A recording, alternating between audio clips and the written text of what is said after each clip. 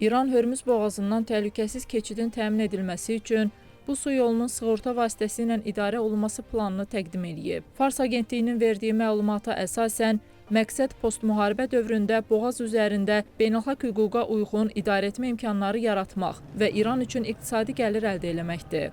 Məlumata əsasən İran bu yanaşma ilə Hörmüz boğazının idarə olunmasını sığorta sistemi vasitəsilə mümkün eləməyə çalışır ki, bu model həm sülh dövründə ölkələr tərəfindən qəbul olunsun, həm də boğaz üzərində nəzarət imkanını təmin eləsin. Bu model aşağı risklə yanaşı İrana 10 milyard dollardan artıq gəlir gətirə bilər. Həmçinin qeyd edilib ki, beynəlxalq hüquqa əsasən müharibədən sonraki dövrdə gəmilərdən rüsum alınması mümkündür. Lakin bunun siyasi nəticələri ola bilər və bu halda boğazın idarə olunması yalnız xidmət satışı ilə məhdudlaşar. Hesablamalara görə belə vəziyyətdə İranın maksimum gəliri 2 milyard dollar ola bilər. O da bildirilib ki, infrastruktur məhdudiyyətləri nəzərə alınmasa belə, xidmət satışı yüksək gəlir potensialına malik deyil. Bundan yanaşı Hörmüz boğazının sığorta vasitəsilə idarə olunması tamamilə mülki xarakter daşıyır və rüsumlardan fərqli olaraq ölkələr tərəfindən də qəbul oluna bilər.